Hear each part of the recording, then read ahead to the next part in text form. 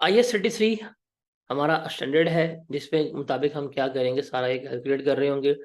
जिसमें हमने देखना है कि अर्निंग्स क्या होती हैं, वो देखेंगे। नंबर ऑफ शेयर्स कैसे डिटरमिन होंगे वो, और किस तरह से हमने इसको मेजर करना है, सारा कुछ जो है वो हमने यहाँ पर सीखना है, कैसे होगा और किस तरह चलेगा। अब अर्निंग पर शेयर अगर हम देखें या डिवाइड करें, तो हम हमारे सिलेबस में या ईपीएस की बात करें तो 2 तरह की ईपीएस जो है वो हमने कैलकुलेट करनी सीखनी है। एक है हमारे पास जिसे हम कहते हैं बेसिक ईपीएस, और दूसरी है जिसे हम कहते हैं डाइल्यूटेड ईपीएस। बेसिक ईपीएस क्या होती है, अभी हम वो डिस्कस करेंगे। फिर हम मूव करेंगे डाइल्यूटेड ईपीएस क्या होती है, उसकी तरफ हम बात जो है वो कर रहे होंगे। अब बेसिक अर्निंग पर शेयर या बेसिक ईपीएस क्या होती है, ये फॉर्मूला ये फॉर्मूला जो है वो हमने यहाँ पे देखना है। इस फॉर्मूला के मुताबिक हमने लेके चलना है। होता क्या है, बेसिकली हमने अर्निंग्स, जितना हमने प्रॉफिट कमाया है, जो हमारी अर्निंग्स है, जो हमारा प्रॉफिट है, इस प्रॉफिट को हमने क्या करना है, इस प्रॉफिट को हमने नंबर ऑफ शेयर्स के ऊपर डिवाइड करना है। कि जो हमारे नंबर ऑफ शेयर्स होंगे, तो मेरे पास क्या होगा, मेरे पास पर शेयर अर्निंग आ जाएगी। वो मैंने क्या करनी है, यहाँ पर कैलकुलेट करके देनी है। वो मैंने क्या करनी है, वो मैंने यहाँ पर कैलकुलेट जो है वो करके देनी होती है। अब चूंकि अर्निंग की बात करते हैं, तो अर्निंग के लिए ज़रा एक चीज़ हम यहाँ पर डिटर्मिन करते हैं कि अर्निंग में क्या कुछ आएगा और क्या कुछ नहीं आएगा। अब हमारे लिए अर्निंग में अगर हम कैलकुलेट कर रहे हैं, तो हमारे लिए एक स्टेटमेंट जो है वो बड़ी इंपॉर्टेंट है, जो बहुत अहम है, जो हमने लेके चलनी है।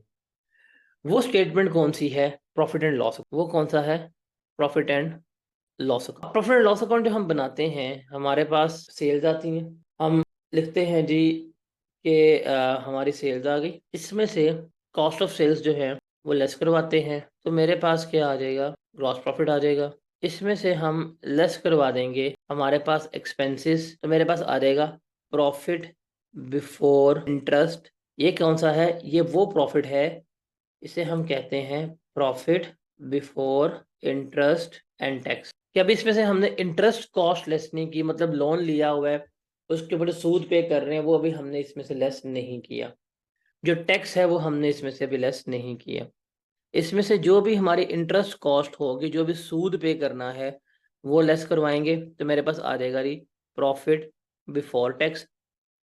फिर इसमें से जो टैक्स मेरा बनेगा, जो मैंने गवर्नमेंट को पे करना है, मैं वो लेस करवा दूंगा, तो मेरे पास आ जाएगा प्रॉफिट आफ्टर टैक्स।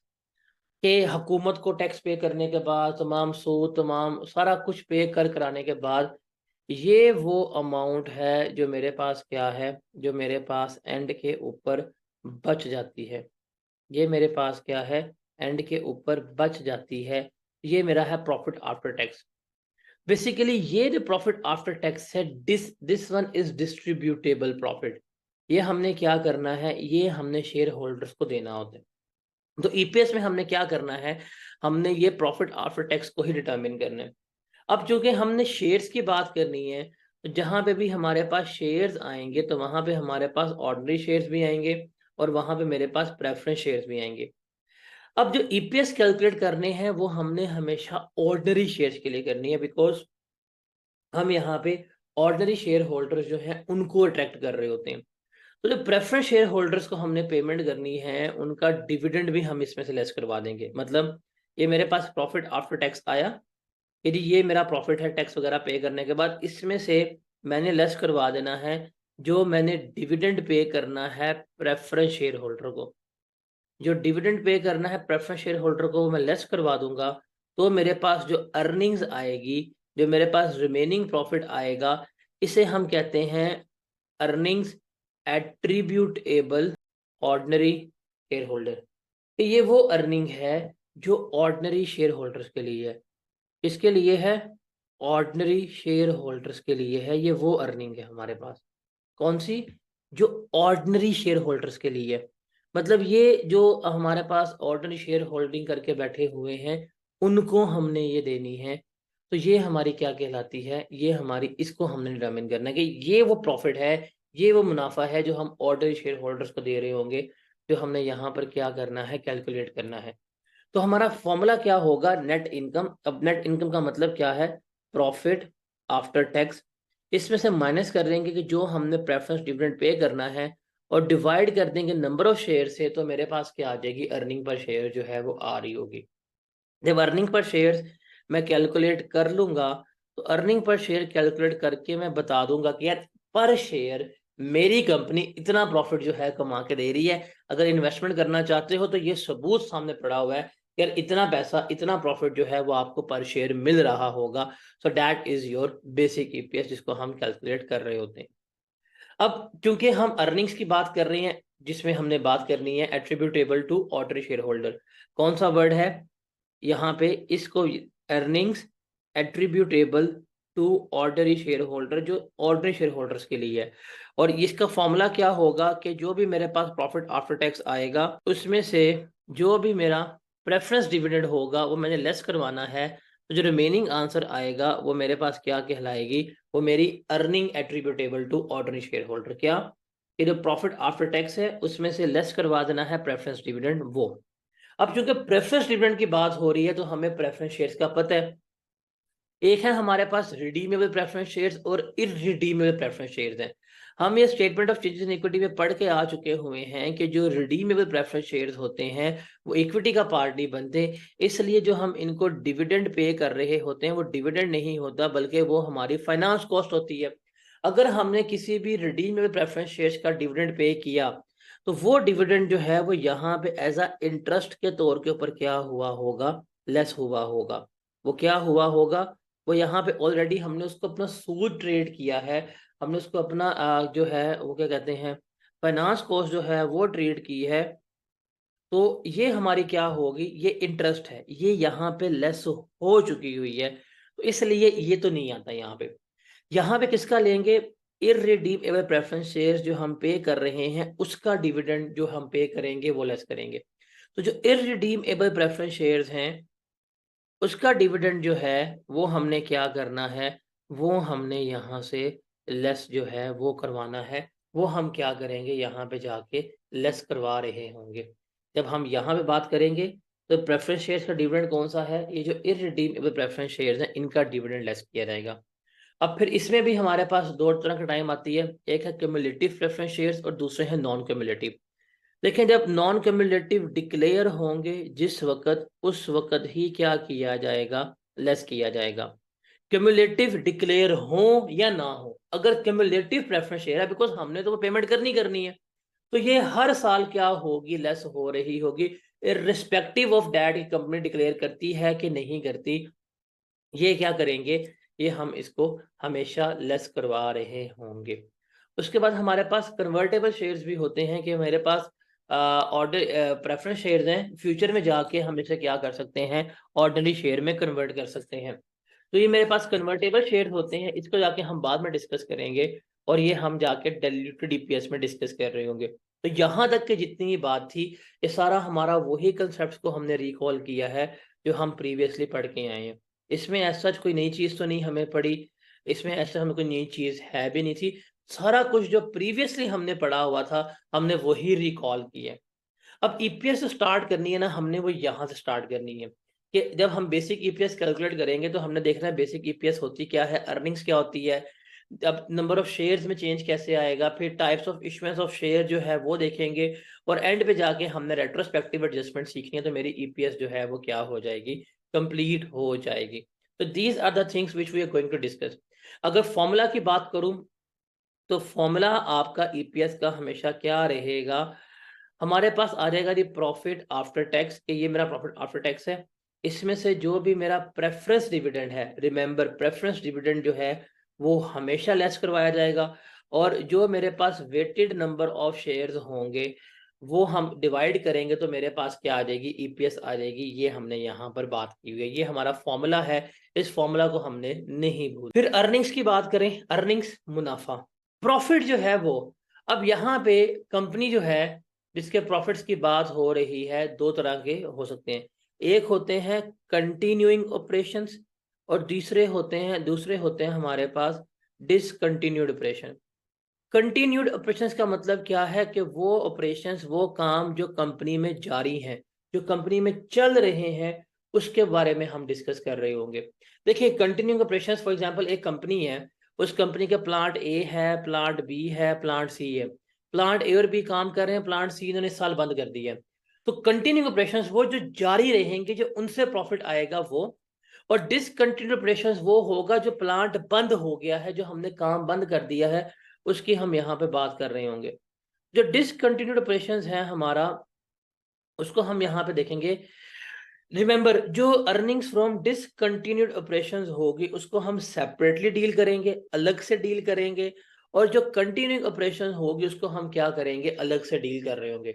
अब चूंकि अर्निंग पर शेयर है, अर्निंग पर शेयर के मुराद है कि हमने इसमें से प्रॉफिट निकालना है, लेकिन ये प्रॉफिट भी हो सकता है और उसके बदले में ये हमें लॉस भी हो सकता है। अगर लॉस हो तो हम लॉस पर शेयर जो है वो क्या कर रहे होंगे, कैलकुलेट करके दे रहे होंगे। तो ये प्रॉफिट पर शेयर भी हो सकता है और ये लॉस पर शेयर जो है वो भी हमारा हो सकता है। और जब हम अर्निंग की बात करेंगे तो प्रेफरेंस डिविडेंड का इम्पैक्ट हम हमेशा लेंगे। अगर क्यूमुलेटिव शेयर्स हैं तो प्रेफरेंस डिविडेंड ऑलवेज लेस होगा। अगर नॉन क्यूमुलेटिव शेयर्स हैं तो जब डिक्लेयर होगा तभी हमने प्रेफरेंस डिविडेंड यहाँ पे लेस करवाना है।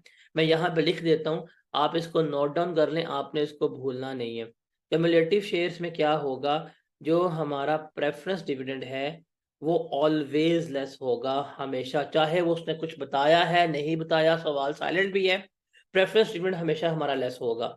और जो मेरे पास नॉन क्यूमुलेटिव शेयर्स हैं उसमें जब वो डिक्लेयर करेगा, जब वो बताएगा, सिर्फ उस वक्त ही प्रेफरेंस डिविडेंड लेस होगा। ये दो बातें। तो क्यूमुलेटिव प्रेफरेंस शेयर्स में ऑलवेज, एग्जाम में साइलेंट है, क्वेश्चन में कुछ नहीं बताता, बस बता दिया जी 10% क्यूमुलेटिव शेयर्स हैं। अब उसने कुछ नहीं बताया होगा, हमने हमेशा क्या करना है, अपना डिविडेंड लेस करवाना है। और नॉन क्यूमुलेटिव प्रेफरेंस शेयर्स में जब वो बता देगा फिर ही हमने क्या करना है, लेस करवाना है, अदरवाइज हमने लेस नहीं करवाना। ये चीज आपने याद रखनी है। Is that clear to everyone? चलें जी आगे चलते हैं। अब देखें, ये हमारा ईपीएस का फॉर्मूला है, ये हमारा ईपीएस का फॉर्मूला है। अब ईपीएस के फॉर्मूले में जो मेरे पास न्यूमरेटर है, न्यूमरेटर में मेरे पास जो है वो प्रॉफिट है। अब प्रॉफिट में कोई चेंजेस आए वो मैं बीच में इनकॉर्पोरेट कर सकता हूं। फॉर एग्जांपल, आप कोई एक्सपेंस रिकॉर्ड करना भूल के आप उस एक्सपेंस को रिकॉर्ड कर सकते हैं। कोई चीज जो है वो ओवरस्टेट हो गई है, आप उसको रेक्टिफाई कर सकते हैं। कोई चीज अंडरस्टेट हो गई, आप उसको रेक्टिफाई कर सकते हैं। इसका मतलब प्रॉफिट जो है उसमें चेंजेस अगर आए तो हम उसको ठीक कर सकते हैं।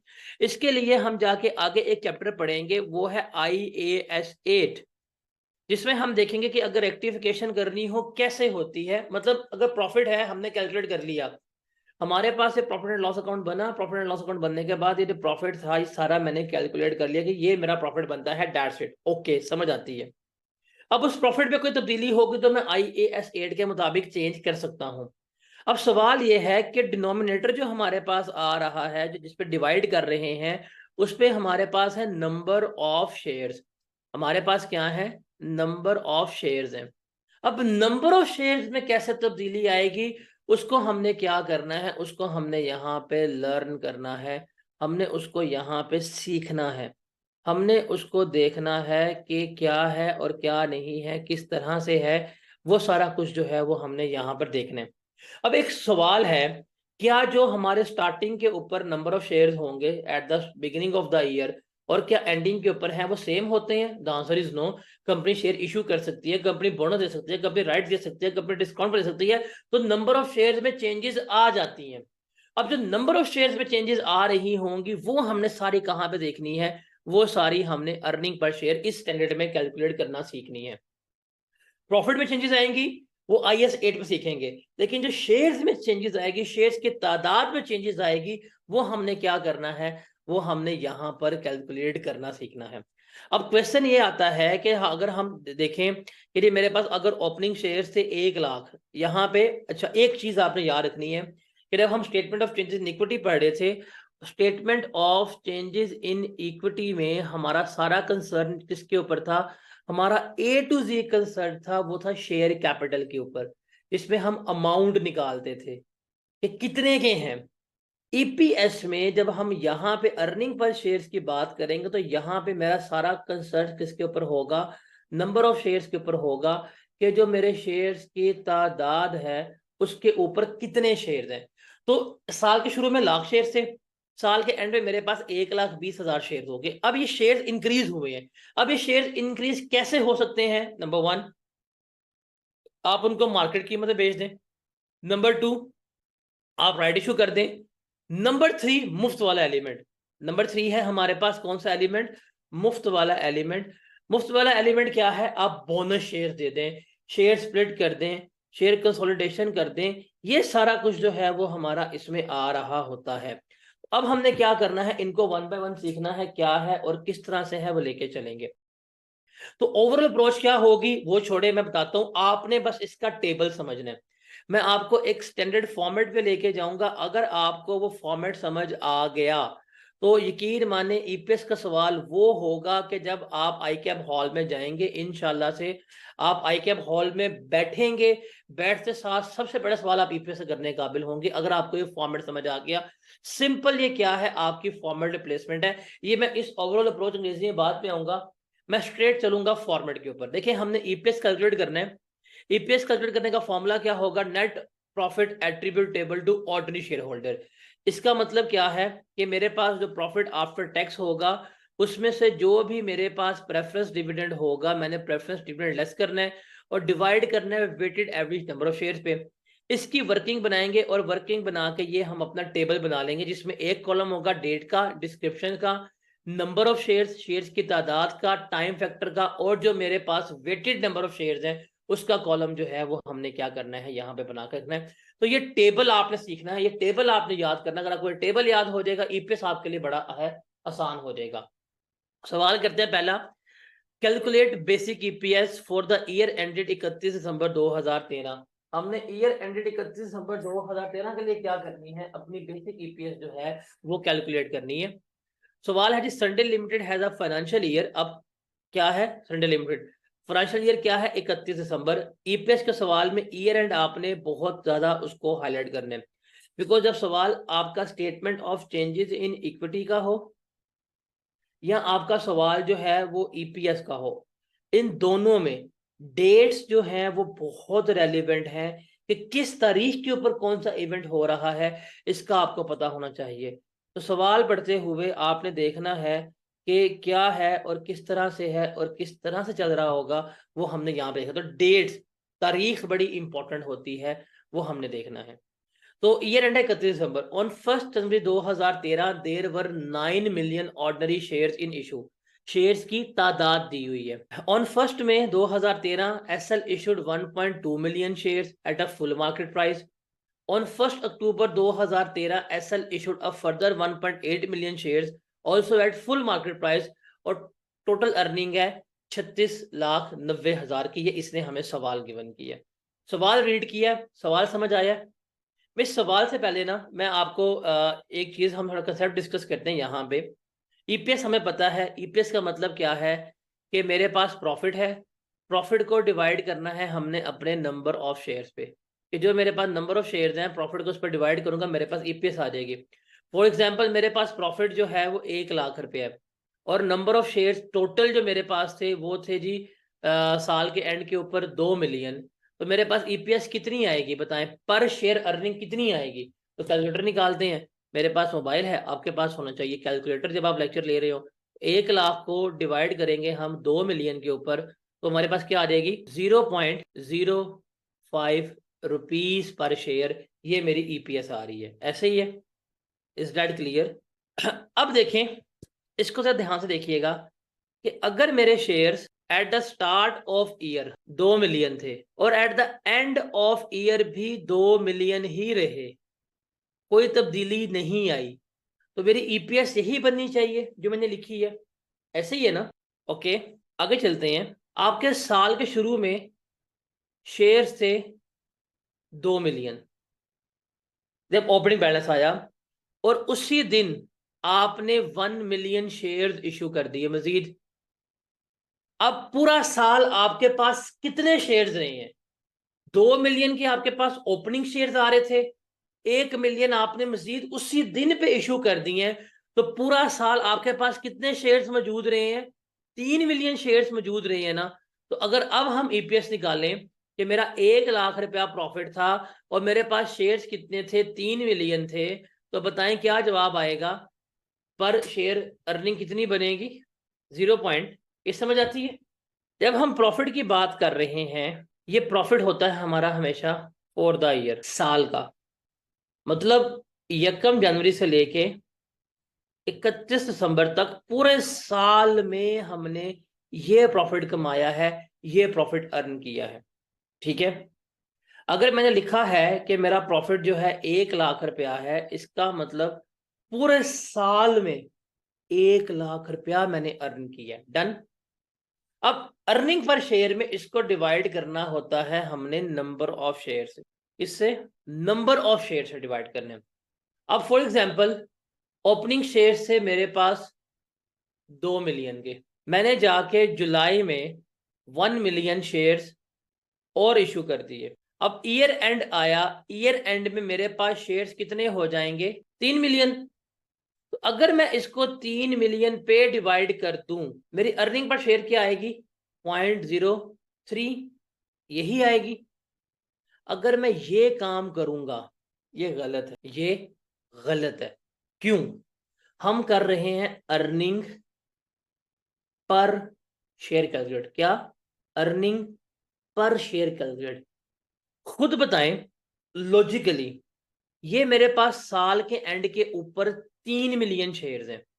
इन 3 मिलियन में से ये 2 मिलियन शेयर्स जो हैं, ये तो पूरा 1 साल के लिए अवेलेबल रहे हैं, पूरा साल अवेलेबल रहे हैं ना।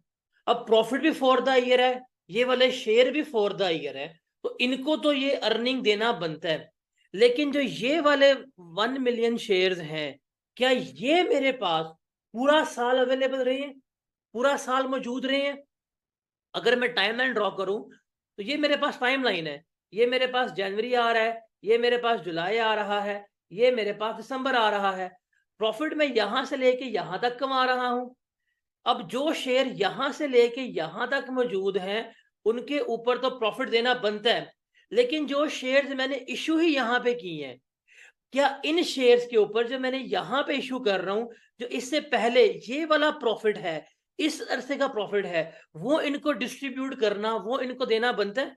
खुद बताएं, जब ये शेयर्स, ये वाले 1 मिलियन शेयर्स, ये जुलाई से पहले तो मौजूद ही नहीं थे, तो इसका मतलब जनवरी से लेके 30 जून तक का प्रॉफिट जो है, क्या वो इनके ऊपर देना वैलिड रहेगा कि नहीं रहेगा? तो आंसर इज नहीं रहेगा वैलिड। तो अब हमें क्या करना पड़ेगा? हमें इसको टाइम प्रोपोर्शनेट करना पड़ेगा। तो ये 2 मिलियन शेयर्स तो मेरे पास पूरा साल अवेलेबल है, 12 के 12 महीने। तो इसको मल्टीप्लाई किया तो मेरे पास जवाब आ गया 2 मिलियन। ओके। अब ये 1 मिलियन शेयर्स कितना अर्सा मौजूद रहे हैं? जुलाई, अगस्त, सितंबर, अक्टूबर, नवंबर, दिसंबर, 6 महीने। तो इसको 6/12 करेंगे, क्या जवाब आएगा? 5 लाख। इसका मतलब मेरा पास जो वेटेड नंबर ऑफ शेयर्स हैं, जो weighted average number of shares हैं, वो कितने हैं? 25 लाख हैं। अब अगर मैं अपना ईपीएस कैलकुलेट करूं तो वो ठीक होगा। 1 लाख मेरा प्रॉफिट था, 25 लाख के ऊपर मैं इसको अगर डिवाइड कर दूं, तो अब मेरे पास ईपीएस क्या आएगी जरा बताएं? 0.04। तो this is the correct EPS. इस तरह हमने क्या करनी होती है? अपनी अर्निंग पर शेयर जो है वो कैलकुलेट करनी होती है। अब ये सवाल है, अब इस सवाल में अगर देखा जाए, 9 मिलियन शेयर 1 जुलाई को थे, फिर 12 लाख शेयर इशू किए हैं, फिर हमने दोबारा किए हैं। अब ये सवाल है, सवाल आपने पढ़ना है और आपने फौरन कहाँ भागना है? इस टेबल के ऊपर। देखिए सवाल में प्रॉफिट गिवन है 36,09,900। सवाल में हमारे पास प्रॉफिट गिवन है 36,900,000। तो फौरी तौर के ऊपर प्रॉफिट लिख लो 36,900,000। ये प्रॉफिट हमने रिकॉर्ड कर लिया। अब सवाल पढ़ो, डाटा फिल करो। 1 जनवरी आ जाए, यहाँ पे हमारे पास आ गया 1 जनवरी। ओपनिंग शेयर्स हैं कितने? 9 मिलियन। तो यहाँ पे लिख लो जी, मेरे पास आ गए ओपनिंग शेयर्स कितने हैं? 9 मिलियन। ओके। फिर 1 मई को हमने कितने शेयर इशू किए हैं? 12 लाख। 1 मई न्यू शेयर्स 12 लाख। फिर 1 अक्टूबर को हमने फर्दर शेयर इशू कर दिए हैं कितने? 18 लाख। अब हमारे पास आ जाएगा 31 दिसंबर। ठीक है, सवाल पड़ा, डाटा फिल कर लिया, यहां तक कोई प्रॉब्लम आई किसी को, यहां तक कोई मुश्किल पेश आई किसी को? अब जरा मैं यहां पे आपको वापस लेके जाता हूं। स्टेप नंबर 2, ये वर्डिंग स्टैंडर्ड की है। हमने क्या करना होता है, हमने एक कैपिटल चेंज से दूसरे कैपिटल चेंज तक का डे काउंट करने होते हैं। एक कैपिटल चेंज से दूसरे कैपिटल चेंज तक जो है वो हमने डेज काउंट करने हैं। देखें क्या मतलब हुआ, ध्यान से फोकस होकर जरा सुनिएगा इस चीज को, आगे जाके आपकी इस पे ग्रिप बन जाएगी। एक कैपिटल चेंज से दूसरे कैपिटल चेंज का मतलब क्या है, एक कैपिटल चेंज से दूसरे कैपिटल चेंज का मतलब क्या है वो देखिएगा। साल के शुरू में मेरे पास कितने मिलियन शेयर्स थे? 9 मिलियन शेयर्स थे। फिर मैंने यकम मई को 12 लाख शेयर्स मजीद इशू कर दिए। जब मैंने यकम मई को 12 लाख शेयर्स मजीद इशू कर दिए, अब मेरे पास टोटल शेयर्स 9 मिलियन है कि 10 मिलियन हुए? बताएं जरा। मेरे पास साल का शुरू था, उसमें 9 मिलियन शेयर्स थे। अब 9 मिलियन जनवरी के महीने में रहे, 9 मिलियन शेयर्स थे फेब के महीने में, 9 मिलियन थे मार्च के महीने में, 9 मिलियन थे अप्रैल के महीने में। जैसे ही मई का मंथ आया, मैंने 12 लाख शेयर्स मजीद दे दिए। जब मैंने 12 लाख शेयर्स मजीद इशू कर दिए, अब मेरे पास टोटल नंबर ऑफ शेयर जो है वो 9 मिलियन नहीं है, बल्कि क्या हो गया, 10.2 मिलियन हो गया। ऐसे ही है। तो आप इसको जमा करके लिखें तो ये आ जाएगा आपके पास ओपनिंग और क्लोजिंग, ये हो गया आपके पास 10.2 मिलियन शेयर्स जो है वो बन जाते हैं। फिर अब मई के महीने में कितने शेयर्स हो गए? 10.2। तो मई के महीने में शेयर्स कितने रहे? 10.2 मिलियन। जून में कितने रहे? 10.2 मिलियन। जुलाई में कितने रहे? 10.2 मिलियन। अगस्त में कितने रहे? 10.2 मिलियन। सितंबर में कितने रहे? 10.2 मिलियन। हमने क्या किया, अक्टूबर में 18 लाख शेयर्स मजीद दे दिए। अब जैसे ही यकम अक्टूबर आई, हमने 18 लाख शेयर्स मजीद इशू किए। अब 10.2 मिलियन नहीं हुए, बल्कि मेरे शेयर्स कितने हो गए हैं? मेरे शेयर्स 12 मिलियन हो गए हैं। कितने हो गए हैं? 12 मिलियन हो गए हैं। तो ये होता है कैपिटल चेंज के एक डेट से जब दूसरे डेट पे जा रहे हैं, this is called capital change.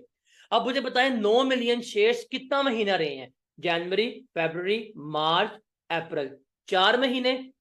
Because जब में कोई इशू हो गया तो टाइम फैक्टर क्या आएगा? 4 मंथ। अब मई के महीने में कितने शेयर हो गए? 10.2 मिलियन।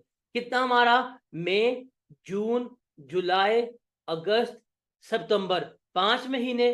तो ये मेरे पास आ जाएगा 5/12। अब 12 मिलियन शेयर, ये कितना सा रहा? अक्टूबर, नवंबर, दिसंबर, 3 महीने। हम इसको कर देंगे 3/12। अब हम इसको मल्टीप्लाई करेंगे, 9 मिलियन मल्टीप्लाई बाय 4/12 करेंगे, 10.2 मिलियन मल्टीप्लाई बाय 5/12 करेंगे, 12 मिलियन मल्टीप्लाई बाय 3/12 करेंगे। बताएं क्या आंसर आता है? शाबाश, जल्दी से। पहले का आ जाएगा हमारे पास 3 मिलियन, दूसरे का आ जाएगा 4250,000, दूसरे का आ जाएगा 3 मिलियन। अब इनको जमा कर लें, ये बनेगा 10,250,000। ये आगे, these are your weighted average number of shares. अब आप इसको डिवाइड करें 10,250,000 से, तो आपके पास अर्निंग पर शेयर आ जाएगी। कितनी बनेगी?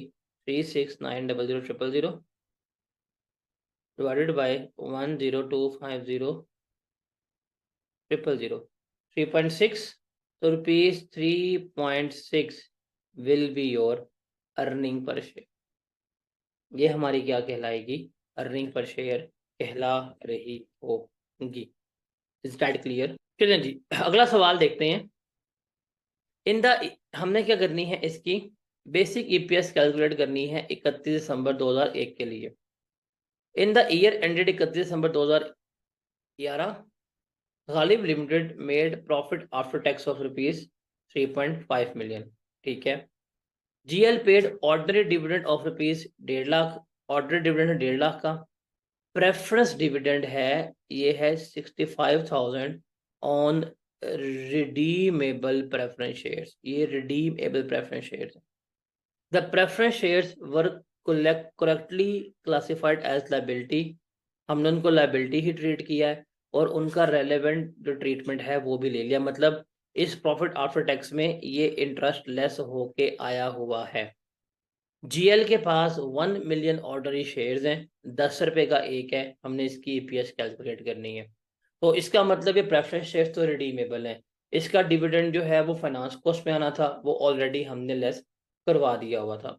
हम लिख लेते हैं, इसमें कोई एडजस्टमेंट नहीं होगी। तो 35 लाख हमारे पास प्रॉफिट आया, ओके, हमने यहाँ पर रिकॉर्ड कर लिया। और शेयर्स 1 मिलियन है, हम इसको यहाँ पे 1 मिलियन के ऊपर डिवाइड कर देंगे। तो 35 लाख को 1 मिलियन पे डिवाइड किया, क्या जवाब आएगा? रुपीज़ 3.5। इसकी ईपीएस कितनी बनेगी? 3.5 रुपीज़ ईपीएस बन रही होगी। ओके, नेक्स्ट क्वेश्चन, हमने बेसिक ईपीएस जो है वो कैलकुलेट करनी है। ईयर एंड है 31 दिसंबर 2011। इन the year ended Jazib limited का प्रॉफिट कितना आया था? 3 मिलियन। ओके, ऑर्डिनरी डिविडेंड है 1.5 लाख, प्रेफरेंस डिविडेंड है 65,000 ऑन इररिडीमेबल प्रेफरेंस शेयर्स। कौन से? Irredeemable preference shares. अब थोड़ा सा तब्दीली हो जाएगी, क्या? अब जब हम इसको कैलकुलेट करेंगे तो देखिए मेरे पास प्रॉफिट कितना आया था? प्रॉफिट मेरे पास आया था 3 मिलियन का, हमने लिखा जी यहाँ पे प्रॉफिट कितना आ गया मेरे पास? 3 मिलियन का। 3 मिलियन का मेरे पास प्रॉफिट आ गया। अब जो प्रेफरेंस डिविडेंड है, क्योंकि वो प्रेफरेंस डिविडेंड है और इररिडीमेबल शेयर्स है, तो वो हम यहाँ पे 65,000 का लेस करवा देंगे। तो ये बनेगा हमारा 2,965,000। इसको डिवाइड कर देंगे, जो मेरे पास शेयर्स हैं 1 मिलियन, उसके ऊपर तो मेरे पास अर्निंग पर शेयर आ जाएगी, कितनी बनेगी? 2.9 जो है वो मेरी अर्निंग पर शेयर बन रही होगी। अब मैं बेसिक ईपीएस कैलकुलेट करनी है। ईयर एंड है 31 दिसंबर 20x1। In the year went Akeel limited का प्रॉफिट कितना आया? 35 लाख। हम यहाँ पे लिख लेते हैं जी, हमारा प्रॉफिट कितना है? 3.5 million. Okay, AL has rupees 1 million 10% cumulative preference shares. उसने हमें शेयर कैपिटल गिवन किया है, क्यूमुलेटिव प्रेफरेंस शेयर्स कितने के हैं? 10 लाख के, और डिविडेंड कितना है? 10%। अब ये क्यूमुलेटिव है, डिविडेंड डिक्लेयर हो ना हो हमने लेस करवाना ही करवाना। अगर कहते हैं this would entitle the investor to receive a dividend of rupees 1 lakh, जिसकी वजह से इन्वेस्टर्स को 1 लाख डिविडेंड मिलेगा ही मिलेगा। नंबर ऑफ शेयर्स कितने इशू हैं? 1 मिलियन है, तो हमने ईपीएस निकालने हैं। अब एक क्यूमुलेटिव प्रेफरेंस शेयर है, क्यूमुलेटिव का वर्ड आ गया, हमने हमेशा क्या करना है? उसको यहाँ से लेस करवा देना है।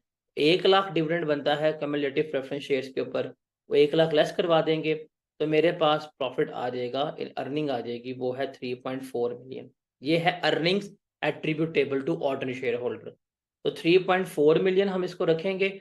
नंबर ऑफ शेयर्स हमारे पास कितने हैं? 1 मिलियन है, हम इसको 1 मिलियन पे डिवाइड करेंगे, तो मेरे पास ईपीएस कितनी आ जाएगी? रुपीज़ 3.4 आ जाएगी। फिर एक और सवाल, बेसिक ईपीएस कैलकुलेट करनी है। ईयर एंड है 31 दिसंबर 2011। ईयर एंड है जी हमारे पास, ये काशिफ लिमिटेड का प्रॉफिट है 35 लाख, लिख लेते हैं प्रॉफिट कितना है काशिफ लिमिटेड का। KL has rupees 1 million 10% non cumulative. ये कौन से हैं? Non cumulative. तो नॉन क्यूमुलेटिव प्रेफरेंस शेयर्स हमारे कितने हैं? 10 लाख के। शेयर कैपिटल गिवन है 10 लाख का, इस पे डिविडेंड कितना मिलेगा? 1 लाख का। The preference dividend was not declare, declare ही नहीं किया गया। अब नॉन कम्युलेटिव शेयर्स हैं, डिक्लेयर नहीं किया गया, क्या लेस करवाएंगे? कुछ भी लेस नहीं होगा। तो इसमें मतलब जो प्रेफरेंस डिविडेंड है वो तो हम यहाँ से लेस नहीं करवाएंगे, तो मेरी अर्निंग एट्रीब्यूटेबल रह जाएगी, वो 35 लाख ही है। इसको अगर मैं डिवाइड करूँगा, नंबर ऑफ शेयर्स मेरे पास कितने थे? 1 मिलियन थे, तो मेरे पास अर्निंग पर शेयर कितनी आ जाएगी? 3.5 आ जाएगी। 3.5 will be the earning per share. फिर एक और, बेसिक ईपीएस कैलकुलेट करनी है, ईयर एंड है 31 दिसंबर 2011। Friday limited as a financial year ended ये, there were 6 million ordinary shares in issue. On April 1 million new shares full market price issue किए गए हैं। टोटल अर्निंग जो है वो 27 लाख है। ओके, अर्निंग कितनी है? 27 लाख। जल्दी से जाते हैं, हम यहाँ पे अर्निंग लिख लेते हैं, कितनी है जी हमारे पास? 27 मिलियन है। रिकॉर्ड कर ली। ओके, टेबल बनाएंगे। ओपनिंग थे 6 मिलियन, हमने यहाँ पे लिख लिए हैं। 1 जनवरी को ओपनिंग शेयर्स हमारे पास कितने मौजूद थे? 6 मिलियन। रिकॉर्ड हो गया। फिर वो कहता है कि 1 अप्रैल को हमने 1 मिलियन न्यू शेयर्स मजीद इशू कर दिए। 1 अप्रैल को न्यू शेयर्स हमने इशू कर दिए हैं, कितने? 1 मिलियन। अब 31 दिसंबर तक तो हमारे शेयर्स कितने रहेंगे? 7 मिलियन रहेंगे। अब सवाल ये है कि हमने टाइम पीरियड काउंट करना है। बताएं 6 मिलियन शेयर्स कितना अर्सा रहे हैं? जनवरी का पूरा महीना 6 मिलियन थे, फेब का पूरा महीना 6 मिलियन थे, मार्च का पूरा महीना 6 मिलियन थे, तो 3 महीने। हम इसको 3/12 से मल्टीप्लाई कर देंगे। फिर जब हमने 1 मिलियन इशू किए तो अब मेरे पास शेयर्स कितने हो गए हैं? 7 मिलियन हो गए। अब 7 मिलियन कितना अर्सा रहे हैं? अप्रैल, मई, जून, जुलाई, अगस्त, सितंबर, अक्टूबर, नवंबर, दिसंबर, 9 महीने। इसको हम 9/12 कर देंगे। अब 6 इंटू 3/12 करें और 7 इंटू 9/12 करें, बताएं क्या आता है? पहला होगा हमारे पास 1.5 मिलियन, दूसरा होगा हमारे पास 5250,000, ये बनेगा हमारे पास वेटेड नंबर ऑफ शेयर 6750,000। अब इसको डिवाइड कर दें 6750,000 पे, तो आपके पास अर्निंग पर शेयर आ जाएगी 27 मिलियन डिवाइडेड बाय 6750, 1 2 3, तो ₹4। This will be the earning per share. इस तरह से हम इसको लेकर चल रहे होते हैं। जी जनाब, समझ आई? तो दिस वन, जिसमें हमने सारा अभी फुल मार्केट प्राइस पे, मतलब कीमत के ऊपर इशू कर रहे हैं, वो हमने पूरा सीख लिया। अब हम आगे जाकर डिस्कस करेंगे बोनस क्या होता है और बोनस किस तरह से इशू हो रहा होता है, वो हम जाके आगे डिस्कस करेंगे। तो ये एक नॉर्मल अप्रोच थी जिसमें हम एक नॉर्मल टेबल के ज़रिए जो है वो इसको लेके चल रहे होते हैं। तो ईपीएस हमने स्टार्ट किया हुआ है। ईपीएस में हमारा अभी तक जो लास्ट डिस्कशन हुई थी, हमने नंबर ऑफ़ शेयर्स को कैसे इशू करना है, कैसे इनकॉर्पोरेट करना है, वो हमने देख लिया था। अब हम आगे बात करेंगे, आगे जिस चीज़ में चलेंगे, आगे जो हमारा एरिया आएगा, इसमें भी हम शेयर इशुएंस की बात कर रहे हैं। हमारे शेयर्स जो हैं वो इशू हो रहे हैं, बट फ्री में है, नो कंसिडरेशन। कोई भी किसी किस्म की रकम, कोई भी किसी किस्म की अमाउंट जो है वो नहीं रेज हो रही। अब ये हमारे पास सिर्फ आते हैं किसके ऊपर? ये हमारे पास आते हैं बोनस, जो हम पढ़ के आ चुके हैं वो। जब हम बोनस शेयर्स की बात करके आए थे, जब हमने बोनस शेयर्स के बारे में सीखा भी था, उसमें हमने क्या देखा था कि हम डेबिट करते हैं और फिर हम क्या करते हैं? क्रेडिट करते हैं। डेबिट में हमारा हमेशा क्या होता है? शेयर कैपिटल हो रहा होता है। और सॉरी, डेबिट में हमारे पास क्या होता है? शेयर प्रीमियम या रिटेन अर्निंग जो है वो डेबिट हो रही होती है, और शेयर कैपिटल जो है वो हमारा क्या क्या होता है? क्रेडिट हो रहा होता है।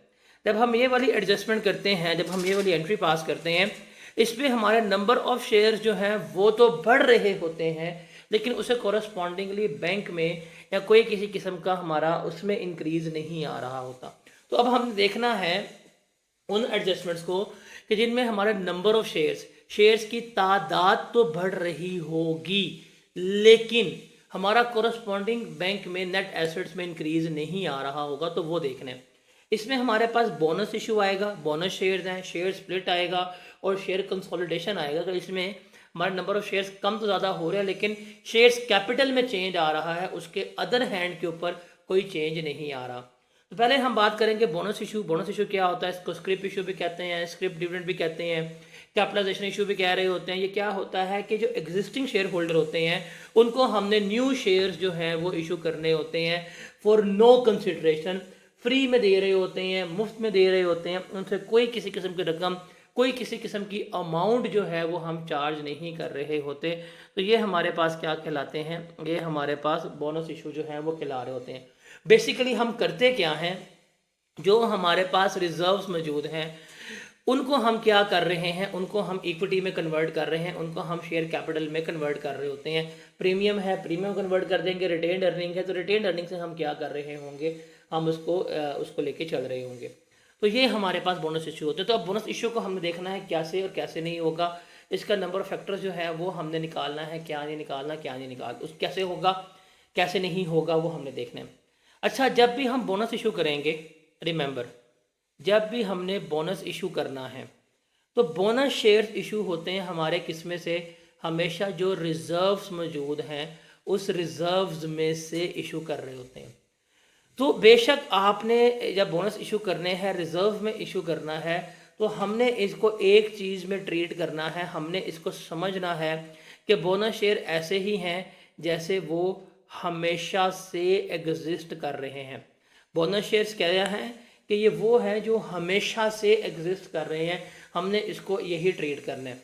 बेशक आप इस साल उसको इशू कर रहे हैं, लेकिन आपने ये ट्रीट करना है कि वो बोनस शेयर्स हमारे पास हमेशा से अवेलेबल हैं, हमेशा से ही मौजूद था। तो इसलिए बोनस का एलिमेंट जो है उसको अब क्या करना पड़ेगा, उसको इनकॉर्पोरेट करना पड़ेगा। उस बोनस के एलिमेंट को इनकॉर्पोरेट करने के लिए हम बोनस इशू फ्रैक्शन जो है वो क्या कर रहे होते हैं, कैलकुलेट कर रहे होते हैं। अब बोनस इशू फ्रैक्शन क्या होती है ये देखिएगा, number of shares after bonus issue, के बोनस के बाद हमारे पास कितने नंबर ऑफ शेयर्स थे वो, इसको डिवाइड करेंगे number of shares before bonus issue, तो मेरे पास क्या आ जाएगी, मेरे पास बोनस की शेयर फ्रैक्शन आ जाएगी। फॉर एग्जांपल अगर पहले एक बंदे के पास 4 शेयर्स थे, आप उसको एक बोनस इशू दे रहे हैं, तो अब आपके उसके पास टोटल शेयर्स कितने हो गए, इशू होने के बाद 5 शेयर्स हो गए हैं। बोनस से पहले कितने शेयर से, 4 शेयर से।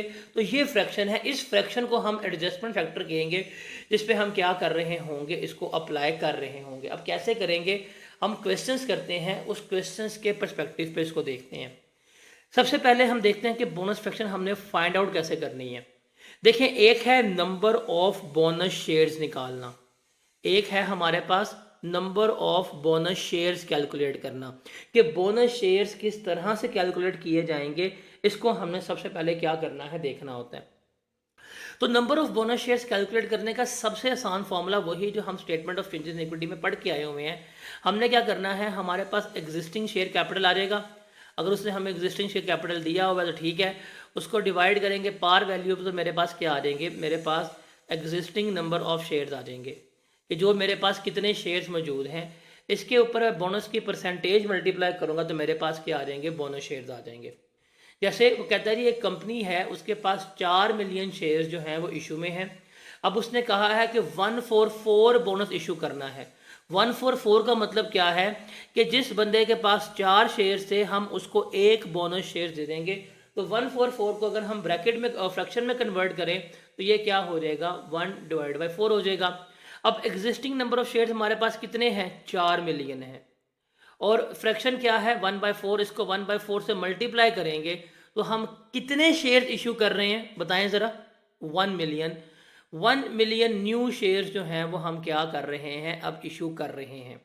इसका मतलब पहले इस बंदे के पास 4 मिलियन शेयर्स थे इशू में, अब 1 मिलियन जो है इसको हमने मज़ीद शेयर्स दे दिए हैं, तो टोटल शेयर्स अब इसके पास कितने हो गए, हमारे कंपनी के टोटल हमारे शेयर्स जो हैं वो 5 मिलियन हो गए हैं। इस तरह से हम क्या कर रहे होते हैं, इसको लेके चल रहे होते हैं, इसको हम कैलकुलेट कर रहे होते हैं। तो हमने ये नंबर ऑफ शेयर्स तो निकालने। अब ये फ्रैक्शन क्या होती है, ये जो बोनस फ्रैक्शन है, ये जो मैंने कैलकुलेट करना सीखी है, ये बेसिकली बताता है बोनस फ्रैक्शन, मैं उर्दू में लिख देता हूँ। बोनस फ्रैक्शन जब भी हम अप्लाई करते हैं तो ये बताता है कि बोनस इशू होने के बाद, बोनस इशू होने के बाद टोटल शेयर्स कितने होने चाहिए, ये वो हमें बता रहा होता है बोनस फ्रैक्शन।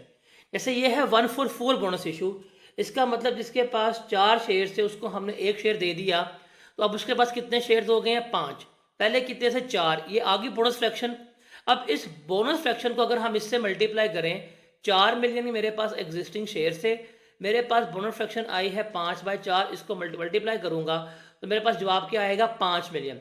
तो तो जब मैं बोनस फ्रैक्शन मल्टीप्लाई करता हूँ, मल्टीप्लाई करके जो जवाब आता है that is total number of shares कितने हैं। तो अगर यहाँ पे करूँ तो 4 मिलियन ओपनिंग थे, अब टोटल 5 हो गए, इसका मतलब 1 मिलियन शेयर्स मैंने बोनस पे इशू किए हैं। और अगर मैं ऐसे करूँगा तो मुझे डायरेक्ट जो है नंबर ऑफ बोनस शेयर्स जो है कितने इशू हुए हैं वो पता चल रहा होगा। अब बोनस शेयर्स के लिए ना थोड़ा सा हमारा सवाल जो है वो तब्दील हो जाता है। हम प्रॉफिट निकालते हैं, फिर हम वर्किंग बनाते हैं, प्रॉफिट तो हमें पता गिवन होगा, फिर हमने ऑर्डनरी नंबर ऑफ शेयर्स की वर्किंग बनानी है, डेट आ जाएगी, डिस्क्रिप्शन आ जाएगी, नंबर ऑफ शेयर्स, और अब हम यहाँ पे लेंगे एक्यूमुलेटेड नंबर ऑफ शेयर्स का कॉलम, टाइम फैक्टर, और यहाँ पे हम बोनस फ्रैक्शन जो है वो भी यहाँ पे लिखेंगे, और मेरे पास आ जाएंगे वेटेड नंबर ऑफ शेयर्स। मेरे पास क्या आ जाएंगे? Weighted number of shares. अब देखें यहाँ पे एक चीज़ हाईलाइट की हुई है क्या, कि जब भी बोनस इशू होगा हमने हमेशा समझना है कि बोनस हमेशा से ही अवेलेबल है। तो जब हमेशा से अवेलेबल है तो प्रीवियस जितना भी शेयर कैपिटल होगा उस पर बोनस का इम्पैक्ट आना है। इसको नोट डाउन कर लें, इसको लिख लें कि जब भी बोनस शेयर इशू होगा हमने प्रीवियस शेयर्स में भी, प्रीवियस शेयर कैपिटल में भी बोनस का इम्पैक्ट जो है वो लेके आना है, बोनस का इम्पैक्ट जो है वो हमने लिखना है। इस चीज़ को आपने क्या करना है, इस चीज़ को आपने याद रखना है। तो अब हम सवाल करते हैं और सवालों के पर्सपेक्टिव पे इसको समझते हैं। रिक्वायरमेंट है calculate basic EPS for the year ended 31 दिसंबर 2015। आपने 31 दिसंबर 2015 की ईपीएस बनानी है और आपने कंपैरेटिव भी बनाना है, मतलब 2014 की भी बना के देनी है। ओके, कहता है pink limited has a 31 December financial year end, उसका ईयर एंड क्या है 31 दिसंबर। On 1 January 20x4 it has 4 million shares in issue. देखिए सवाल पढ़ो, सवाल पढ़ के डाटा जो है वो लिखते जाओ, सवाल पढ़ के जो डाटा है उसकी फोटो पर लिखते जाओ।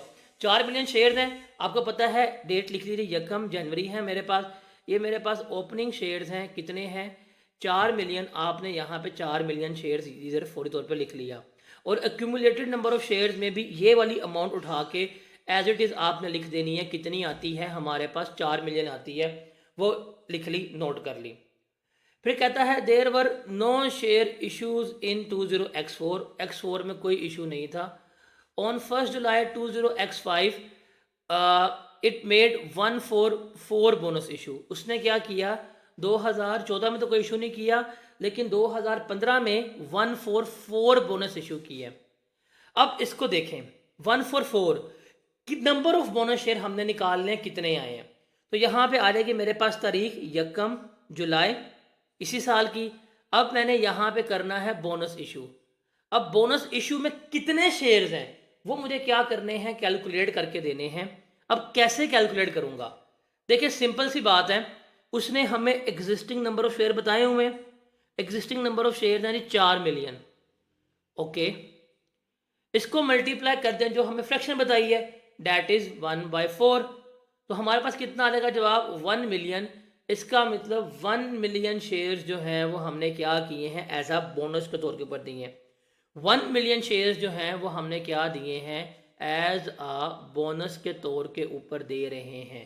1 मिलियन शेयर्स हमने दिए बोनस के तौर के ऊपर। तो यहाँ पे लिख लेंगे हम 1 मिलियन, डन। अब 1 मिलियन यहाँ पे लिख दिया। अब एक्यूमुलेटेड नंबर ऑफ शेयर्स में इसको जमा करके लिखना है। ओपनिंग 4 था, बीच में 1 मिलियन हमने ऐड कर दिया, तो जमा करके कितना आ जाएगा, 5 मिलियन आ जाएगा।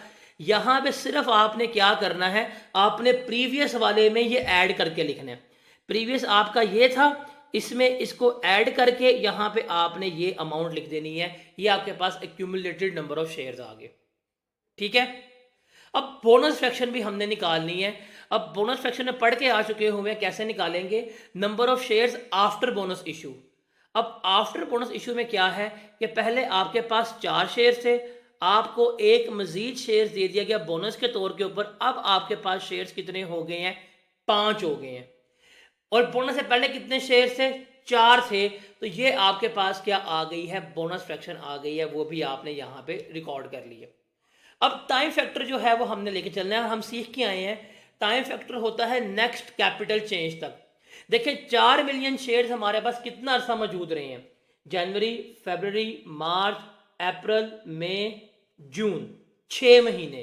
तो 6 महीने हम क्या करेंगे, हम यहाँ पे लिख लेंगे। अब हमने जब 1 मिलियन बोनस शेयर दे दिया तो उसके बाद हमारा शेयर कैपिटल कितना हो गया, नंबर ऑफ शेयर्स कितने हो गया, 5 मिलियन। तो अब 5 मिलियन कितना साल मौजूद रहे हैं, जुलाई, अगस्त, सितंबर, अक्टूबर, नवंबर, दिसंबर, 6 महीने ये रहे हैं। तो 6 मंथ्स का टाइम फैक्टर हमारे पास ये आ गया। Done done. अब यहां पे एक असूल ध्यान से सुनिएगा, यहां पे एक असूल ध्यान सुनिएगा। बोनस हमने इशू किया है इस तारीख पे, बोनस हम इशू कर रहे हैं इस तारीख पे। हम अभी पढ़ के आए हैं, अजम्पशन हमारी क्या होता है कि बोनस हमारा हमेशा से ही अवेलेबल है। बोनस शेयर्स चूंकि रिजर्व्स में से हैं, रिजर्व्स हमारे पास पड़े होते हैं, तो हम एज्यूम करते हैं बोनस शेयर्स हमारे पास हमेशा से ही अवेलेबल है। जब ये हमारे पास हमेशा से ही अवेलेबल है तो इससे पहले वाला जो शेयर कैपिटल है, देखिए ये बोनस इशू हुआ, इससे जो ऊपर है, जो इससे पहले है, अगर आप देख रहे हैं यहाँ पे जरा ये, हाँ ये हमारे पास बोनस इशू है, इधर गया, ये बोनस इशू इस डेट के ऊपर हो गया है। इससे पहले वाला जो शेयर कैपिटल है जो मेरे पास ये आ रहा है, इसके ऊपर भी मैंने बोनस का इंपैक्ट लेके जाना है। तो देखिए, इन अदर वर्ड्स, ध्यान से फोकस होकर सुनिएगा, ये जो 5 मिलियन शेयर लिखे हैं मैंने यहाँ पे, ये 5 मिलियन शेयर्स लिखे हैं, क्या इन 5 मिलियन में बोनस शेयर शामिल है? ये जो 5 मिलियन शेयर्स लिखे हैं, इन 5 मिलियन में बोनस शेयर शामिल है ना? लेकिन क्या जो ये वाले 4 मिलियन लिखे हैं, इनमें बोनस का एलिमेंट शामिल है? जी, इनमें बोनस का एलिमेंट शामिल नहीं है। तो मुझे फिर बोनस फ्रैक्शन यहाँ पे ला के मल्टीप्लाई करनी पड़ेगी। अब मैंने निकाली फ्रैक्शन क्या है, 5/4। तो अब मैं यहाँ पे लिख दूंगा 5/4, सिर्फ यहाँ पे मल्टीप्लाई होगी। अब इसको मल्टीप्लाई करेंगे, इसको उठाएंगे, इससे मल्टीप्लाई करेंगे, जो जवाब आएगा इससे मल्टीप्लाई करेंगे, बताएं क्या आता है। फिर इसको पकड़ना है, इससे मल्टीप्लाई करना है, बताएं जवाब क्या आता है। इसको मल्टीप्लाई करेंगे तो ये तो मेरे पास आ जाएगा 2.5 मिलियन। और पहले वाले का आंसर क्या आएगा, आप लोगों ने कैलकुलेटर पकड़ना है, मैं मोबाइल पकड़ लूँगा और हम उसकी बेसिस पे जो है कैलकुलेट कर लेंगे, इसका जवाब आ जाएगा। अब इसका जमा कर लें, कितना बनता है, 5 मिलियन। तो मेरे वेटेड नंबर ऑफ शेयर्स कितने हैं, 5 मिलियन है। ओके, कैलकुलेट कर लिया। अब प्रॉफिट कितना है, 24 मिलियन का। तो हम यहाँ पे लिखते हैं 24 मिलियन। 24 मिलियन का मेरे पास प्रॉफिट है। वेटेड नंबर ऑफ शेयर्स कितने निकाले हैं, 5 मिलियन के निकाले हैं। डिवाइड करें, बताएं ईपीएस कितनी आएगी। 4.8 जो है वो हमारी ईपीएस आ गई है 20x5 के लिए। तो यहां तक हमारी ईपीएस 4.8 आई है। अब देखें, सवाल था जनवरी 2004 में 4 मिलियन शेयर थे, तो 2004 की जो ईपीएस थी, 2004 का प्रॉफिट हमारे पास ये था, 4 मिलियन शेयर्स थे, तो हमारी 5 ईपीएस आई हुई थी 2004 की। 2005 की हमने ईपीएस जो है वो यहाँ पे कैलकुलेट कर ली है। अब आप एक चीज ध्यान से गौर से देखिएगा, ध्यान से, जो 2004 का क्लोजिंग बैलेंस था, क्या था, 2004 का क्लोजिंग बैलेंस वो था 4 मिलियन शेयर्स। वो क्या था, 4 मिलियन शेयर्स। क्या वो 2005 का ओपनिंग बैलेंस भी बना? The answer is yes, opening balance तो बना है। फिर 2005 में ही हमने बोनस इशू किया, the answer is yes, bonus issue किया। और ये बोनस इशू करने की वजह से हमने क्या किया है, ओपनिंग शेयर्स को एडजस्ट भी किया। मतलब मैं 2005 में मैं अपने बोनस इशू कर रहा हूं, और मैं 2005 में जब बोनस इशू करता हूं तो मैं ओपनिंग शेयर्स में बोनस का फैक्टर लेके आता हूं, यहां पे उसकी एडजस्टमेंट करता हूं। अब खुद बताएं, अगर मैं 2005 के ओपनिंग शेयर्स को एडजस्ट कर रहा हूं बोनस के लिए, तो क्या 2005 का ओपनिंग 2004 का क्लोजिंग नहीं बनता? देखिए ना, जो 2005 का ओपनिंग शेयर्स है, क्या वो 2004 का क्लोजिंग नहीं बन रहा? द आंसर इज बन रहा है। तो जब मैं इस साल के ओपनिंग एडजस्ट कर रहा हूं, उसमें मैं बोनस का एलिमेंट इनकॉर्पोरेट कर रहा हूं, तो जो लास्ट ईयर का क्लोजिंग है उसको भी मुझे क्या करना पड़ेगा, ठीक करना पड़ेगा। अब इसका मतलब क्या हुआ कि अब अगर मैं 2005 की ईपीएस लिखता हूँ, ये 2005 की मेरे पास ईपीएस मैंने अभी कैलकुलेट की है, वो कितनी आई है 4.8। वो मेरे पास कितनी आई है 4.8। और मैंने 2004 की ईपीएस निकाली हुई थी, वो आई थी 5। अगर मैं ये कंपेयर करूंगा ये गलत है। क्यों? बिकॉज 2005 में बोनस इशू हुआ, बोनस का एलिमेंट शामिल था, तो 2004 में भी अब बोनस का एलिमेंट जाना चाहिए। क्यों? बिकॉज हमने यहां पे पढ़ा है, उसने क्लियरली लिखा हुआ है कि bonus is just like that, कि वो हमेशा से अवेलेबल है, हमेशा से चलता आ रहा है। तो हमेशा का मतलब है अगर 5 में बोनस इशू की है तो 5 की ओपनिंग में इंपैक्ट आएगा, 4 में भी जाएगा, 3 में भी। तो जो हमारे पास लास्ट ईयर की ईपीएस होगी, हमने क्या करना होगा, हमने उसको एडजस्ट करना होगा। हमने क्या करना है, हमने लास्ट ईयर की ईपीएस को भी एडजस्ट करना है। अब 2004 की ईपीएस को एडजस्ट करने के लिए एक तो असूल मेरे पास ये है, क्या कि जी मैं ओपनिंग शेयर्स जो इस साल के है थे, नंबर ऑफ शेयर्स चेंज करूं, पूरी ईपीएस कैलकुलेट करूं।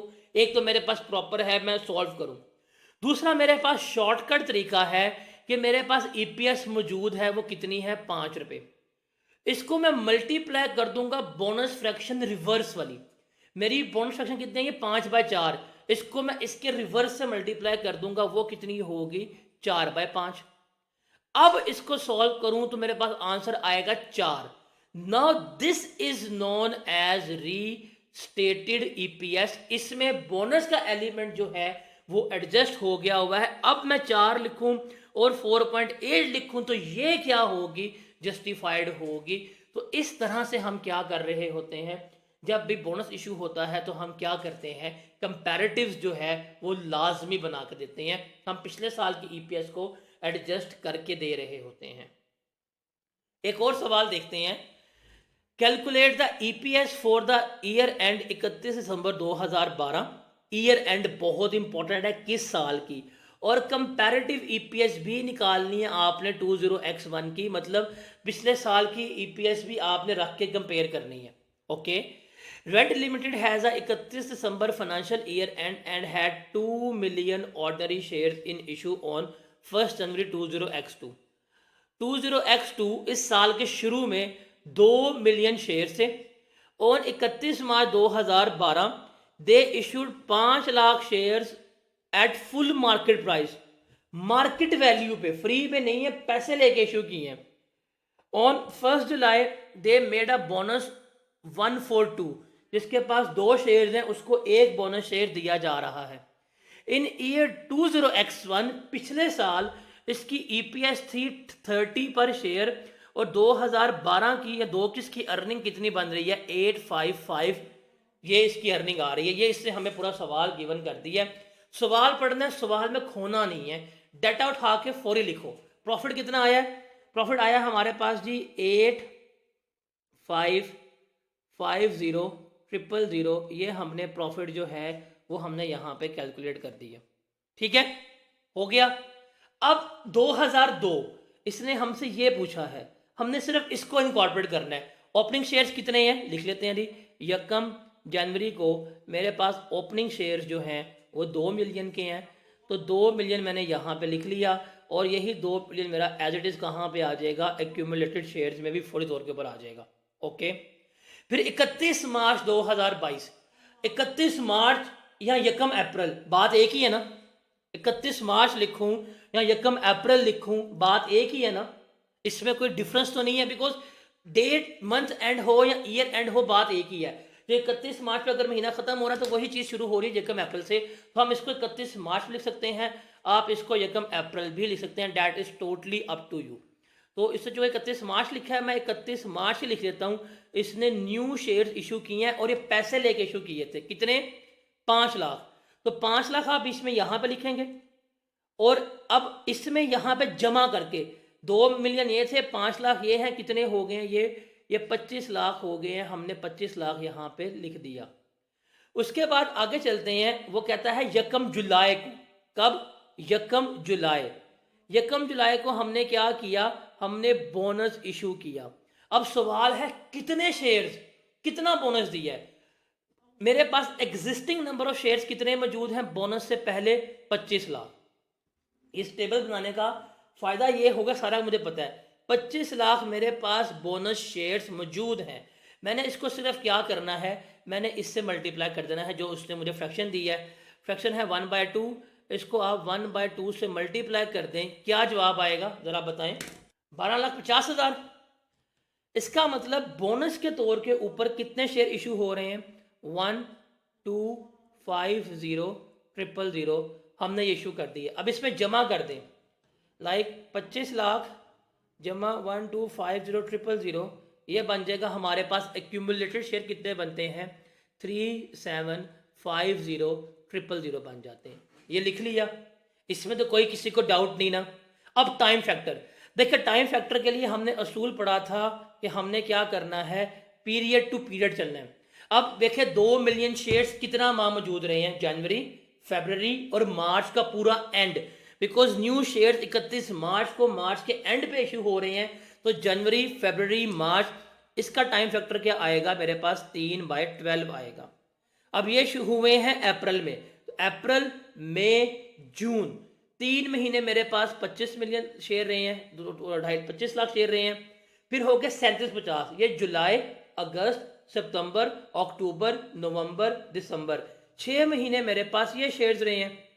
तो ये मेरे पास टाइम फैक्टर भी आ गया। ओके, अब हमने बोनस फ्रैक्शन निकालनी है। देखिए उसने इशू किया है 142, तो जिसके पास 2 शेयर से उसको 1 शेयर हम दे रहे हैं, तो आफ्टर बोनस इशू शेयर बनते हैं 3। बोनस से पहले शेयर्स कितने थे? 2। तो फ्रैक्शन क्या आ जाएगी? 3/2।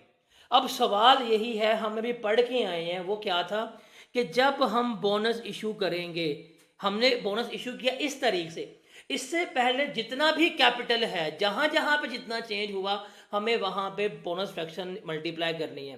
तो बोनस फ्रैक्शन फिर हम यहाँ पे मल्टीप्लाई कर देंगे 3/2 के ऊपर, यहाँ पे भी मल्टीप्लाई कर देंगे। क्यों? बिकॉज इस 3750 के अंदर बोनस शेयर जो हैं वो शामिल हैं। इस 3750 में बोनस शेयर जो हैं वो इंक्लूडेड हैं। लेकिन जो इससे पहले वाला कैपिटल चेंज था 25 लाख शेयर्स का, उसमें बोनस के एलिमेंट हमने इंसर्ट करना है, मॉडल्स लगा दी। फिर उससे पहले ओपनिंग थे, उसमें भी बोनस के एलिमेंट आना चाहिए, हमने वहां भी लगा दिया। अब हम इसको मल्टीप्लाई करेंगे, इस 2 मिलियन को इससे मल्टीप्लाई करें, जो जवाब आए उसको इससे मल्टीप्लाई कर दें। इस 25 लाख को इससे मल्टीप्लाई करें, जो जवाब आए उसको इससे मल्टीप्लाई कर दें। इस 3750 को इससे मल्टीप्लाई करें, तो बताएं क्या जवाब आते हैं? कैलकुलेट करें, 3750 को मल्टीप्लाई कर देते हैं हम। अब सारे आगे मल्टीप्लाई करके, अब आप इसको जमा कर लें, ये बनेगा हमारे पास 3,562,500। ठीक है, इसको इस पर डिवाइड कर दें। अब बताएं आपकी ईपीएस कितनी आती है? ₹24, ये आपकी अर्निंग पर शेयर आती है। ये कैलकुलेशन देखें, इसकी समझ आई? ये तो है फॉर द ईयर, देखें ये आ गई है 20x2 की ईपीएस, और वो कितनी आई है? ₹24। अब पिछले साल की उसने मुझे 20x1 की ईपीएस गिवन की हुई है, एंड दैट वाज ₹30। अब मैं जब 24 की ईपीएस निकाल रहा हूं, फिर देखें ये 24 की ईपीएस निकालते हुए ओपनिंग शेयर्स में मैं बोनस शेयर्स की एडजस्टमेंट करता हूं। तो जो ओपनिंग है इस साल का, वो लास्ट ईयर का क्लोजिंग तो है। तो अगर मैं इस साल के ओपनिंग को एडजस्ट कर रहा हूं, तो लास्ट ईयर के क्लोजिंग में भी तो एडजस्टमेंट आनी चाहिए। अगर मैं 30 लिख के कंपेयर कर दूंगा तो ये गलत हो जाएगी। तो मुझे क्या करना पड़ेगा? मुझे x1 के ईपीएस को भी एडजस्ट करना पड़ेगा। अब ईपीएस कितनी थी x1 की? 30। इसको मल्टीप्लाई कर दो बोनस के रिवर्स से, हमारी बोनस फ्रैक्शन 3/2 है, इसको मल्टीप्लाई कर देंगे 2/3 से। अब क्या जवाब आएगा? 20। तो कंपैरेटिव ईपीएस हमारी क्या बन रही है? 20 बन रही है। तो इस तरह से हम इसको लेके चल रहे होते हैं। तो पिछले साल की ईपीएस को रिवर्स फ्रैक्शन से मल्टीप्लाई कर दें, तो हमारे पास कंपैरेटिव ईपीएस जो है वो आ जाती है। तो दैट वाज द क्वेश्चन। तो रिमेंबर, हमने करंट पीरियड की ईपीएस को हम एडजस्ट करते हैं, उसमें सारा ये हम कैलकुलेशंस कर रहे होते हैं, और लास्ट ईयर की ईपीएस जो है फिर हम उसको रिवर्स फ्रैक्शन से मल्टीप्लाई करके सारा कुछ कर रहे होते हैं। तो इस तरह से बोनस शेयर्स की एडजस्टमेंट्स वगैरह जो हैं वो हमारे पास चल रही होती हैं। तो ये टेबल जो है वो आपने याद रखना है क्या है और किस तरह से है और किस तरह से चल रहा होगा। तो कंपैरेटिव की समझ आ गई आपको, कंपैरेटिव हमने कैसे बनाने हैं। चलिए जी आगे चलते हैं, आगे बढ़ते हैं। अगर आप लोगों को बोनस शेयर समझ आ गया ना, मतलब ये सारा कुछ हमने देखा, बोनस फ्रैक्शन लगानी है और उसमें फिर हमने प्रीवियस जाके रीस्टेट करना है। अगर आपको बोनस समझ आ गया है तो रिमेंबर जो शेयर स्प्लिट है ये सेम एज बोनस है। जो शेयर स्प्लिट है ना हमारे पास, जिस तरह बोनस शेयर्स हैं ये सेम एज बोनस है, कोई किसी किस्म का डिफरेंस नहीं है। शेयर स्प्लिट होता क्या है? शेयर स्प्लिट समझिएगा, स्प्लिट का मतलब है तोड़ना, डिवाइड करना, स्मॉलर यूनिट्स में इनको क्या कर देना, डिवाइड कर देना, ये हमारा शेयर स्प्लिट कहलाता है। फॉर एग्जाम्पल एक बंदा है, वो कंपनी में आकर इन्वेस्टमेंट करता है 1000 रुपये की। कंपनी कहती है हमारा 100 रुपये का एक शेयर है, हम तुम्हें कितने शेयर्स देंगे? 10 शेयर्स देंगे। 1000 रुपये की इन्वेस्टमेंट की, 100 रुपये का एक शेयर्स हैं, कितने शेयर्स दिए जाएंगे? 10। ये है जी 10 शेयर्स की तादाद। अब कंपनी कहती है यार हमारा तो शेयर बड़ा ऊपर वाली वैल्यू का है, इसको हम डिवाइड कर देते हैं। जो 100 रुपये का एक शेयर है ना, इसको 10 रुपये का एक कर देते हैं। तो अब क्या होगा, इस बंदे ने 1000 रुपया ही इन्वेस्ट किया हुआ है, इसका 1 रुपया नहीं बढ़ा। लेकिन अब इस कंपनी ने जहां 100 का एक शेयर पड़ता था, उसने वहां पे 10 रुपये का शेयर कर दिया। अब इसके पास शेयर्स कितने हो गए हैं? अब इसके पास शेयर्स 100 हो गए हैं। इसका मतलब अगर 100 का एक शेयर है, इसको 10 के 10 में डिवाइड कर देना, मतलब स्मॉलर यूनिट्स, स्मॉलर डिनोमिनेशंस में ले जाना, इसे हम क्या कहते हैं? इसे हम शेयर स्प्लिट कह रहे होते हैं। मतलब अगर आपका शेयर 500 का एक है, उसको 10 के 50 कर देना, ये क्या होगा? आपका शेयर स्प्लिट। बड़ी वैल्यू से छोटी वैल्यू में आना, ये शेयर स्प्लिट कहलाएगा। अब आप देखें, पहले आपके पास शेयर इशू थे 10, आपने ब्रेक कर दिया, तोड़ दिया, छोटी वैल्यू में आ गए। अब वो 10 से बढ़े कितने हो गए हैं? 100 हो गए हैं। लेकिन अब यहां पे आपका नंबर ऑफ शेयर्स तो इंक्रीज हो रहा है, आपका नंबर ऑफ शेयर तो बढ़ रहा है, लेकिन क्या कोई पैसा आया? कोई इशू किया? कुछ भी नहीं हुआ, ये भी सारा मुफ्त में हुआ है। तो इसे हम क्या कहेंगे? शेयर स्प्लिट कह रहे होते हैं। इसका ट्रीटमेंट बिल्कुल वही है जो बोनस शेयर वाला है, बट हमें क्या करनी है? फ्रैक्शन निकालनी है। मतलब सेम एडजस्टमेंट करेंगे, सेम कंपैरेटिव की भी एडजस्टमेंट करेंगे, इसको भी ऐसे ट्रीट करेंगे जैसे ये हमेशा से एग्जिस्ट होता आ रहा है। मतलब बिल्कुल बोनस की तरह ट्रीटमेंट है, बस नाम स्प्लिट हो जाएगा। और फ्रैक्शन वो होगी कि स्प्लिट के बाद, मतलब टूटने के बाद कितने शेयर्स है और टूटने से पहले कितने शेयर्स थे। जैसे इस एग्जांपल में देखें तो टूटने के बाद उसके पास 100 शेयर्स हो गए हैं और टूटने से पहले उसके पास 10 शेयर थे। तो ये क्या हो जाएगी? आपकी शेयर स्प्लिट की फ्रैक्शन आ जाएगी। बस अगर आप बोनस के नाम को स्प्लिट से चेंज कर दें, यही क्या होगी, यही इसमें तब्दीली आएगी। इसके अलावा कोई भी तब्दीली नहीं आ रही होती। मतलब ट्रीटमेंट जो है वो हमारा क्या होता है, वो हमारा बिल्कुल जो है वो सेम होता है, बिल्कुल like issuance, fraction, comparative, previous में उसको एडजस्ट करना सारा सेम है। बस बोनस के नाम किसे चेंज कर देना, आपने स्प्लिट से चेंज कर देना है। तो ये हमारा जो है स्प्लिट जो है वो कहला रहा होता है। अब ये सवाल है, इसको देखते हैं क्या है और क्या नहीं है। रिक्वायरमेंट है calculate basic EPS for the year ended 31 दिसंबर 2015। ये इस साल की है और हमने कंपैरेटिव भी बनाने हैं। Pacific limited has 31 December financial year end, उसका ईयर एंड गया 31 दिसंबर। ऑन 1 जनवरी 2014, ये पिछले साल की बात हो रही है, नॉट फॉर दिस ईयर। इसके 4 मिलियन शेयर जो है वो इशू में थे। There were no share issue और अदर चेंजेस इन 20x4। पिछले साल कोई शेयर इशू नहीं हुआ, कोई किस्म का चेंज कुछ भी नहीं किया गया। ऑन 1 जुलाई 20x5, इस साल में दे मेड अ स्प्लिट ऑफ 542, मतलब जिसके पास 2 शेयर्स थे उसको 5 में कन्वर्ट कर दिया। मतलब अब इसकी फ्रैक्शन निकालनी है आपने। जिसके पास 2 शेयर्स थे उसको 5 में कन्वर्ट कर दिया है, तो अब उसके पास 7 शेयर हो गया, पहले उसके पास 2 शेयर थे, तो ये आ जाएगी फ्रैक्शन आपके पास। बेसिक ईपीएस इसकी जो रिपोर्ट हुई थी पिछले साल की वो 20 मिलियन थी, 4 मिलियन शेयर से 5 थी। इस साल का प्रॉफिट जो है वो 24 मिलियन है। ये सारा हमारा सवाल है। इस सवाल को पढ़ के समझ आया? अब सवाल पढ़ लिया ना, हमने परेशान नहीं होना, मुझे इस फॉर्मेट पे जाना है, इस टेबल में जाना है। अब प्रॉफिट कितना है साल का? 24 मिलियन। हम क्या करते हैं, हम फौरी तौर के ऊपर 24 मिलियन प्रॉफिट जो है वो अपना यहाँ पे दस्ती रिकॉर्ड कर लेते हैं। लिख लिया। नंबर ऑफ शेयर्स में जाना है। ओके, इस साल के शुरू में शेयर्स कितने हैं? 4 मिलियन। हम यहाँ पे लिख लेते हैं 1 ओपनिंग शेयर्स है मेरे पास कितने? 4 मिलियन। और एक्यूमुलेटेड में भी हमारे पास ये 4 मिलियन ही आ। फिर हुआ है यकम जुलाई को हमने कर दिया शेयर स्प्लिट। अब कितना स्प्लिट हुआ है वो हमने देखना है। देखिए मेरे पास 4 मिलियन शेयर्स जो हैं वो मौजूद थे, मैंने 5/2 कर दिया है। तो इसको सिंपल इस फ्रैक्शन से मल्टीप्लाई कर दें 5/2 से। बताएं क्या जवाब आता है? 10 मिलियन जो हैं वो हमने शेयर्स इशू किए हैं। ठीक है, तो हम यहाँ पे जाके लिख देते हैं कितने शेयर्स हो गए? 10 मिलियन। अब इनको जमा कर लें तो ये कितने बनेंगे हमारे पास?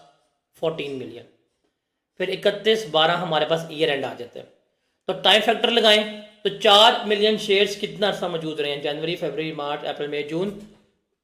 6/12 ये 14 मिलियन कितने शेयर रहे हैं? 6/12 हमने ये भी रिकॉर्ड कर लिया। अब स्प्लिट फ्रैक्शन वो हमने कैलकुलेट की है कि पहले शेयर से हमारे पास 5, पहले शेयर से हमारे पास 2, हमने 5 में स्प्लिट कर दिया है। तो आफ्टर स्प्लिट हो गया 7, बिफोर स्प्लिट कितना था? 2। तो ये फ्रैक्शन आ गई। तो जिस तरह बोनस शेयर्स में था सेम उसी वे में करेंगे। जिस डेट पे स्प्लिट कर रहे हैं इससे जो पहले वाला, इससे जो ऊपर वाला है, इसके ऊपर हमने फ्रैक्शन मल्टीप्लाई कर देनी है। वो आ जाएगी मेरे पास 7/2। बिल्कुल एज इट इज। जिस तरह हम बोनस का ट्रीटमेंट लेके चलते थे, हम एज इट इज क्या करेंगे, हम इसको लेके चलेंगे। तो अभी मल्टीप्लाई कर लेते हैं। अब हमारे पास आ गया, हम इसको पकड़ेंगे 4 मिलियन को, इससे मल्टीप्लाई करेंगे, जवाब आएगा। इससे मल्टीप्लाई करेंगे, इसको इससे मल्टीप्लाई करेंगे तो मेरे पास जवाब आ जाएगा। इसका जवाब तो आ जाएगा मेरे पास 7 मिलियन। कितना आ जाएगा? 7 मिलियन। अगर उसका देखें तो हमारे पास है 4 million multiply by 6 divided by, फिर मल्टीप्लाई बाय 7 डिवाइडेड बाय 2। कितना बनेगा ये? तो ये भी आ जाएगा हमारे पास 7 मिलियन। तो टोटल करेंगे हमारे पास बनेगा 14 मिलियन।